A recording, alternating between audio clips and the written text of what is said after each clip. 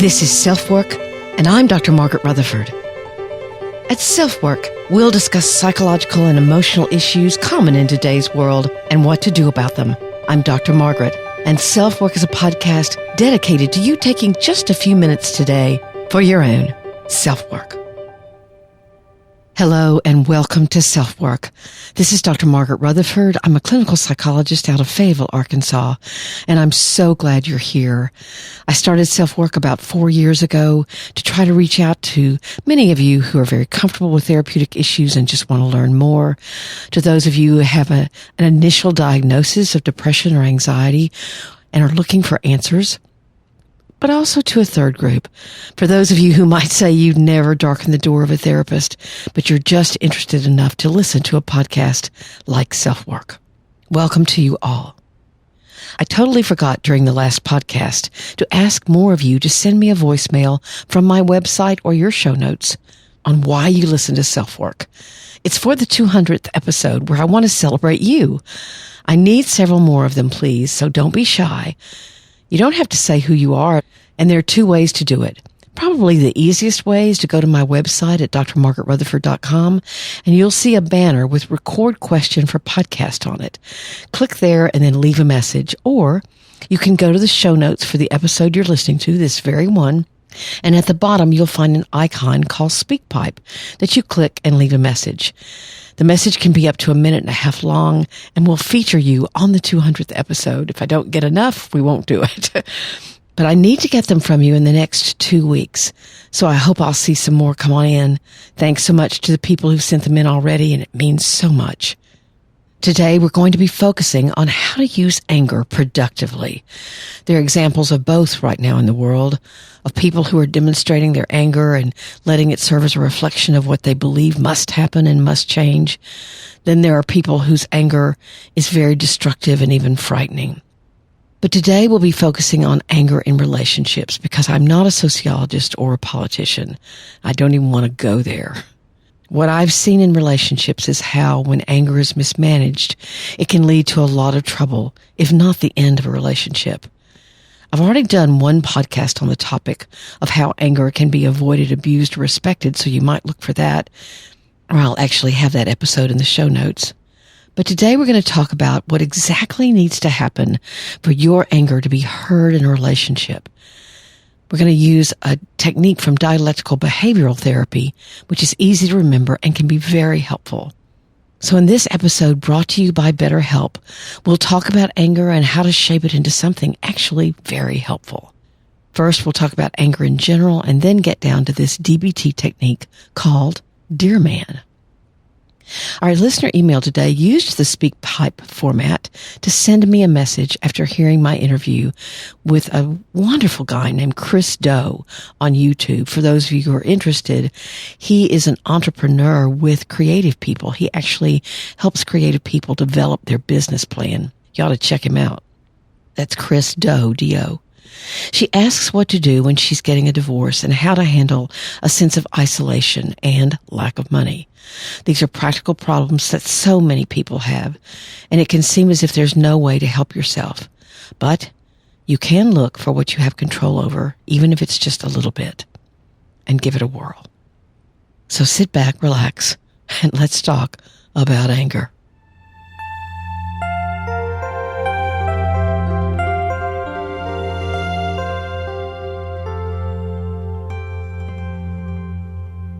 I distinctly remember the first time I lost it with another human being.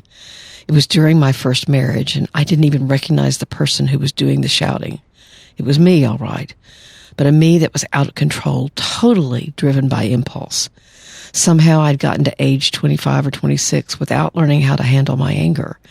It's not that I hadn't ever been angry, but this was a rage I'd never felt, and it wasn't pretty. And I certainly wasn't proud of my behavior. Maybe the stakes had never felt that high. I don't really know. I wasn't happy in the marriage, and it obviously wasn't bringing out the best in me. I can still have a sharp tongue from time to time, but I've learned how to handle the impulse to intentionally hurt someone. I know there are terrible consequences to that behavior, and I don't want to be on the receiving end of that fight either. I also remember when I became a therapist, I was still struggling because that was when I was in my mid-30s. I was still struggling with helping people who were very angry with one another and had absolutely no problem viciously fighting in my office. I'm actually kind of short.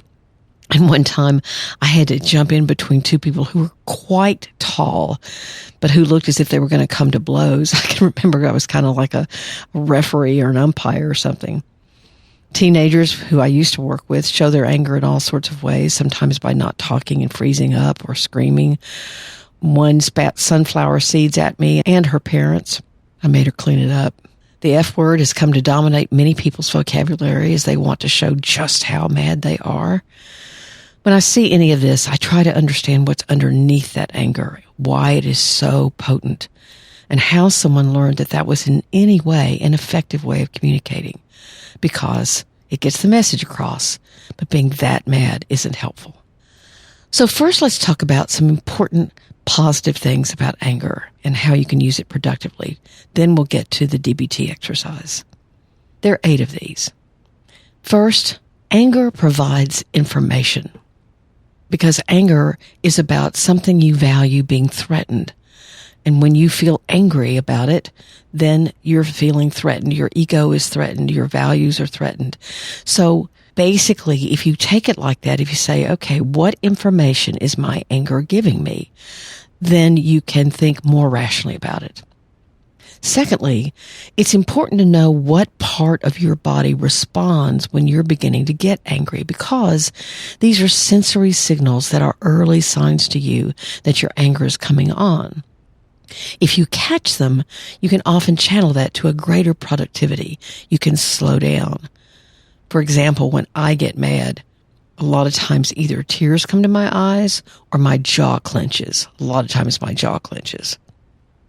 And I can feel myself getting angry. So what do? Does your stomach start turning over? Do you start breathing heavily? What happens? And your body's responding to anger. And if you first catch it, then you've got much more of a chance of handling it well. Here's the third point. It's important to know the root of where your anger comes from. Is there a bigger issue underneath what you think you're angry about? Long ago, I told y'all the story about when my husband was telling me he wanted to go play golf, and we had a toddler at the time, and he was taking a nap, and I just blew up at my husband. Now, he'd played golf maybe 3 times since our son had been born, and he looked shocked, and I looked shocked. And then all of a sudden it came to me that it reminded me of something that used to happen in my family, where my dad would go play golf and I would be left at home with my mom, who would unfortunately use the opportunity to talk to me about some of her unhappiness with my dad. That's where my anger was coming from. I'd suddenly had this sort of spark of what I used to feel like as a child, and I could never voice that anger. So a lot of times you're angry for reasons that don't have anything to do with the present situation. A lot of people work on those kinds of things in therapy. Here's number 4, which is probably not going to be a very popular thing for me to say. You have to realize that just because you feel something, that doesn't make it entirely accurate, or that the feeling is totally real. Sometimes our emotions don't tell us the truth, or they distort our perspective.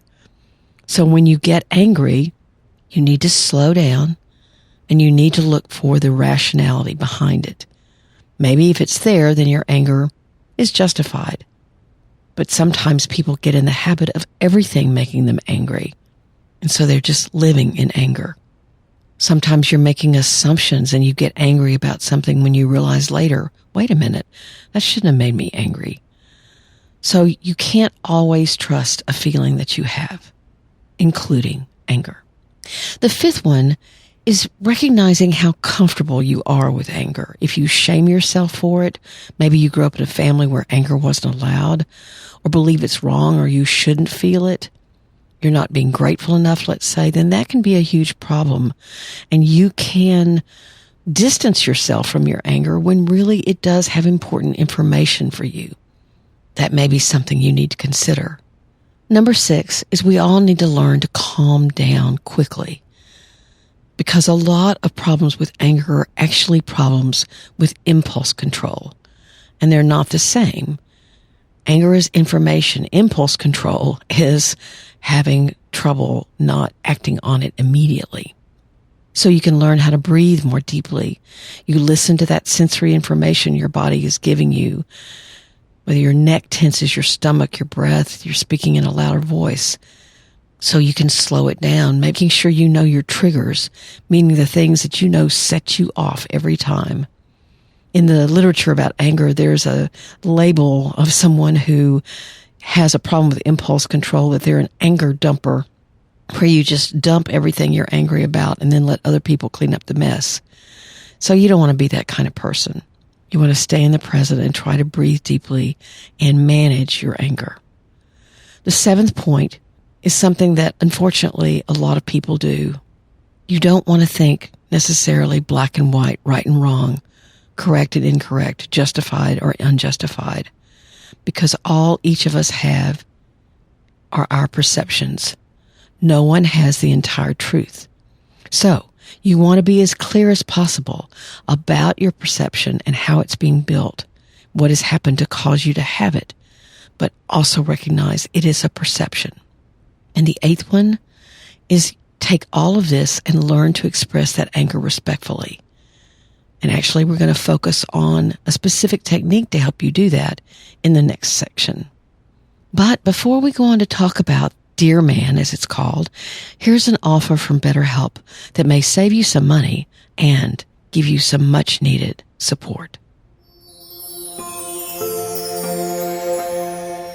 When I was approached by BetterHelp now several months ago, COVID hadn't emerged, and I'd maybe conducted a handful of telehealth sessions, mostly when someone was sick and couldn't make it into the office. Now, 5 months later, I'm even more of a believer in telehealth.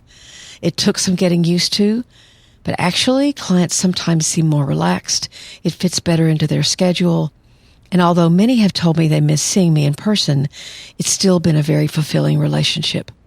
I've even started new patients, and they've told me they had positive experiences, so we've never actually met in person.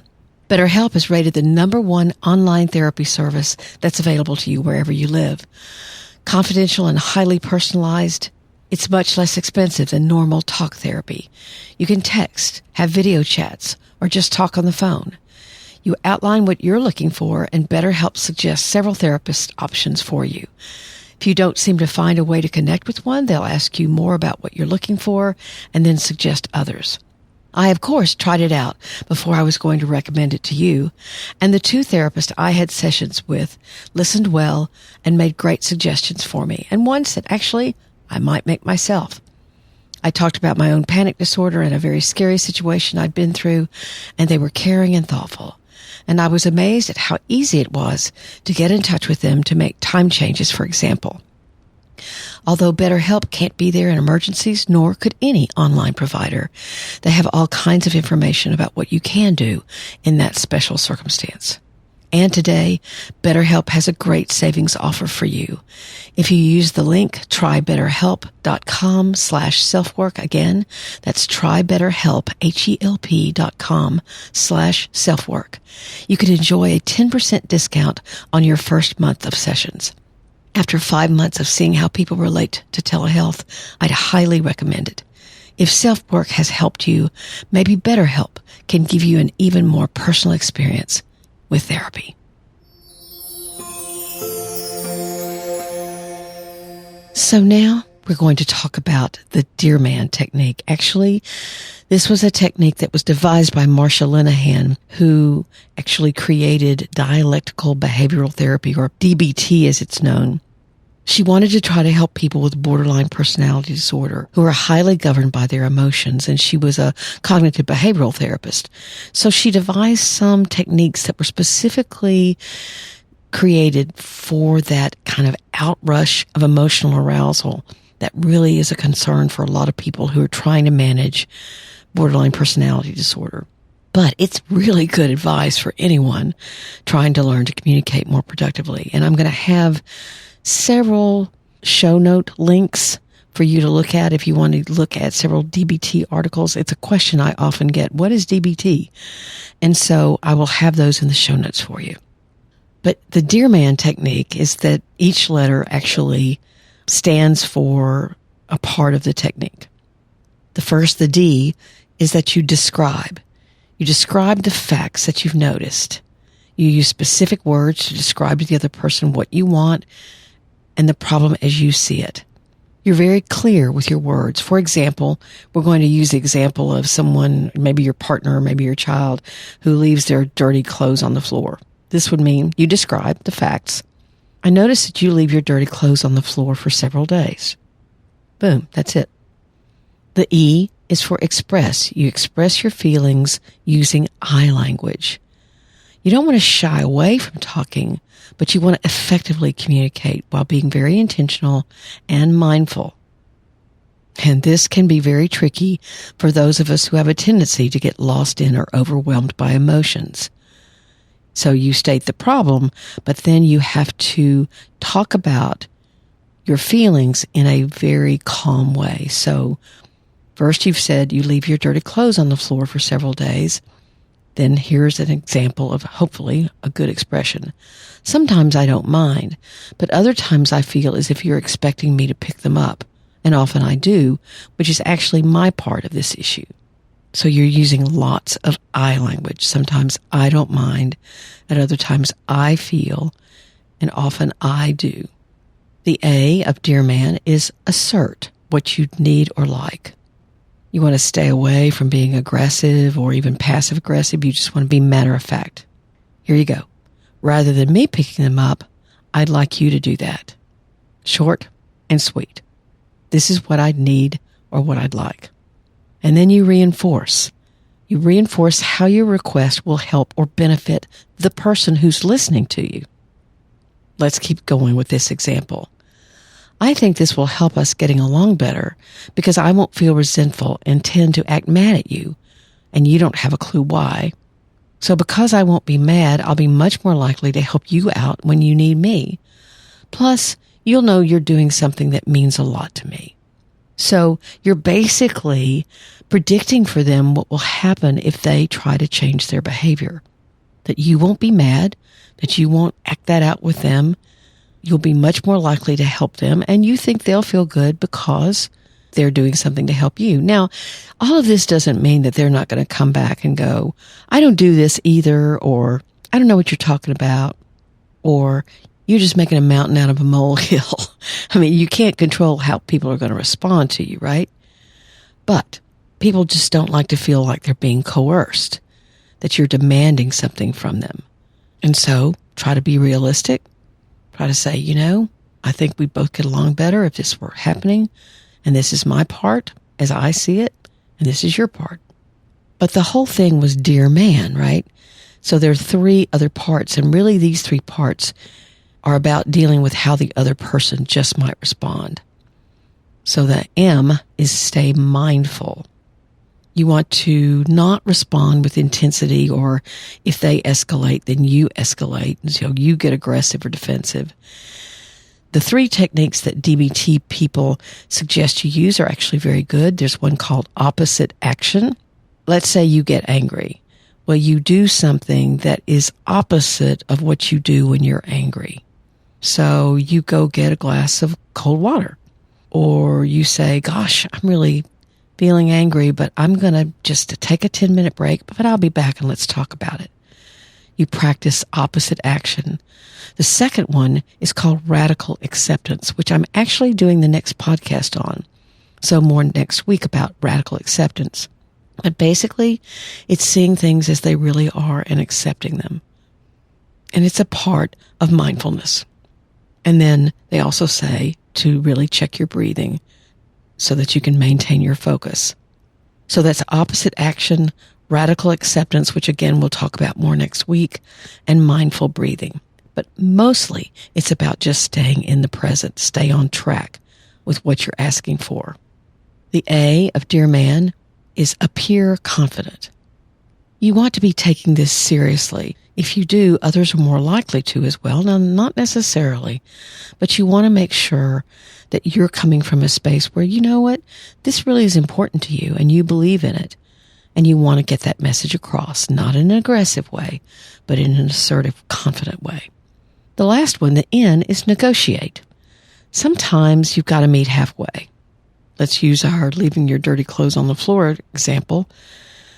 Your teenager or your spouse or whomever, your roommate says, I know I'm really bad at remembering that, but if you'll put up with them just being there for a couple of hours, I will make sure that at night I pick them up. It's not what you asked for, but maybe it's a negotiation. You just walk around them. You want to let them know you care about their perspective on this, and you've stated your perspective, and maybe you have to meet in the middle. So let's go over DEARMAN again. Describe the facts you've noticed. Express your feelings using I language. Assert what you'd need or like, and be very matter of fact. You reinforce how your request will help or benefit them as well as the relationship. The M is to stay mindful, stay in the present, stay calm. The A is appear confident. You want to take yourself seriously and to negotiate when necessary. So you're trying to stay reasonable and make it a win-win. Again, in the show notes, I'm going to have some links to where if you want to learn more about DBT and DEARMAN, then those will be available for you. I think anytime you apply reasoning and reasonable behavior and rationality to what you're trying to say, it's not that our emotions aren't important. They're very important. They give us all kinds of messages. We just need to make sure that they don't govern and we become impulsive rather than caring about the impact of our words and our actions.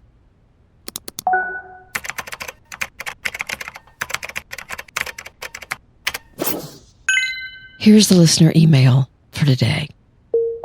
Hi, Dr. Margaret.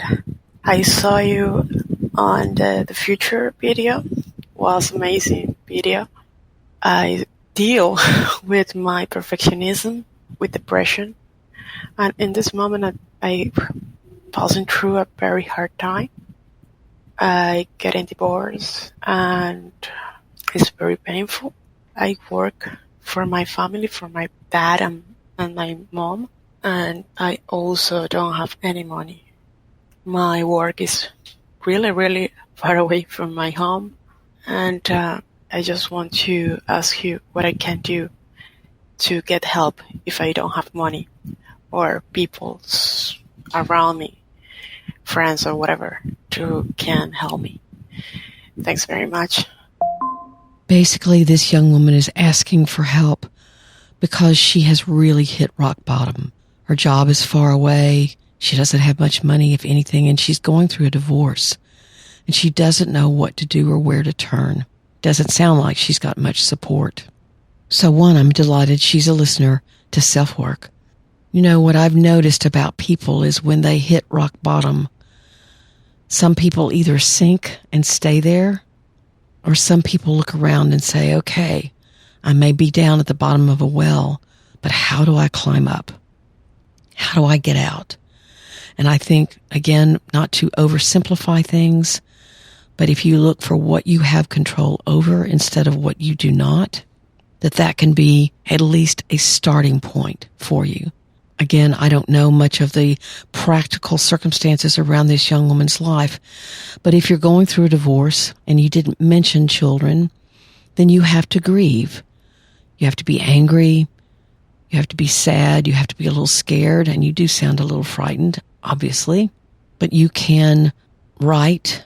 You can talk to whoever will listen and maybe help you with trying to heal from your divorce. Divorce can be very, very demoralizing.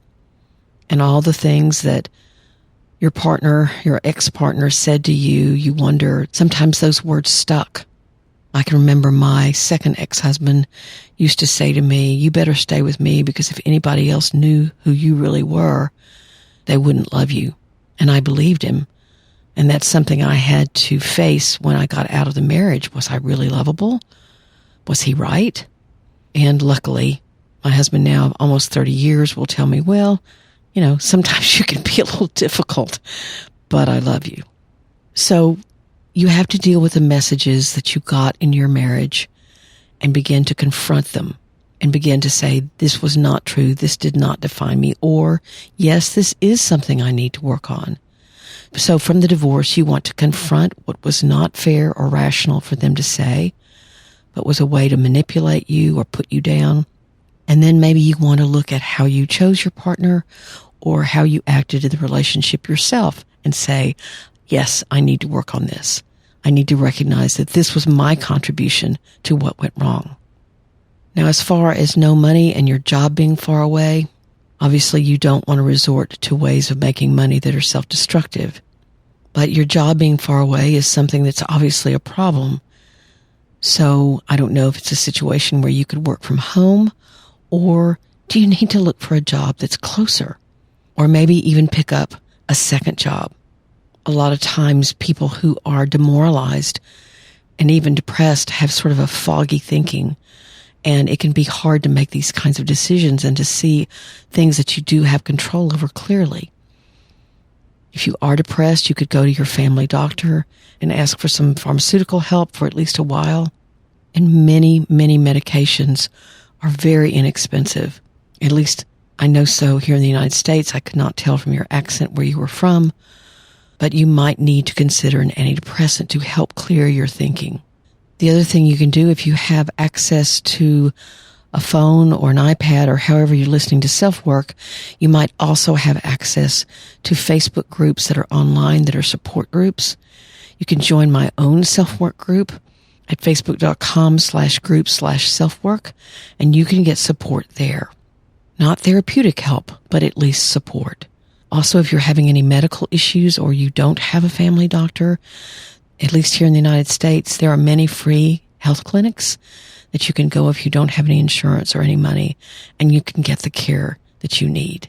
So again, look for what you actually have control over. I'm so sorry you're going through such a hard time and you're scared and demoralized, but you can get better.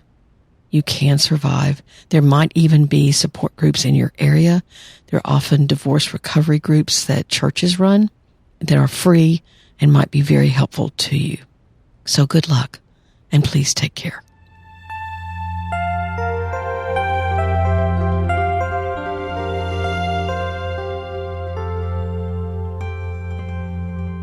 I want to thank you all for listening to SelfWork. I have to admit, I made another mistake in the last podcast. I said the French word noir meant night, and I know that that's nuit. I don't know why I said that. I think I've got to do some slowing down for these podcasts. So if any of you French enthusiasts caught that mistake, know that I caught it too, or my audio engineer caught it. So sorry about that. Kind of embarrassed. I was a French major. Again, I want to remind you to leave me a SpeakPipe recording so we can listen to your voices and celebrate the 200th episode of SelfWork. You can go to my website and there'll be a banner say recording for podcast, and all you do is click that. Or you can go to your SpeakPipe icon in any of the show notes, or it's also on the sidebar of my website, which is drmargaretrutherford.com. While you're there, you can subscribe and you'll get a weekly newsletter. I promise that's all, to where you can listen to the podcast for that week and read my weekly blog post as well. And I'll have a little message for you every week just to say hi. Of course, my book, Perfectly Hidden Depression, remains on sale, and I just saw that you could get it for free as an audiobook if you sign up for Audible. I'm not sure how to feel about that, but I guess that's fine, of course. I want the message to get out more than anything else. But it's Perfectly Hidden Depression, how to break free from the perfectionism that masks your depression. And there are over 60 exercises in the book. And they're really, what people are telling me is that I've never thought of myself as a perfectionist, but this book has really helped me because I followed the exercises and they were really great. They were hard, but they were great. Or if you would like for me to speak to your club or your group or a meeting or your business association, I'd be more than happy to. Just email me at askdrmargaret@drmargaretrutherford.com. You can also leave me a question or a comment there, and I'll answer it in the listener email. At least I'll answer some of them. I'm over on Instagram at Dr. Margaret Rutherford, and I'm doing a series called What I've Learned as a Therapist, and I'm loving doing that. So you can join me there. And again, I've already mentioned my Facebook closed group at facebook.com/groups/selfwork. Thank you so very much for being here. I'm more grateful than you can know, especially for the ratings and reviews that all of you are leaving me. Thank you. Take very good care. Stay safe and sane. I'm Dr. Margaret, and this has been SelfWork.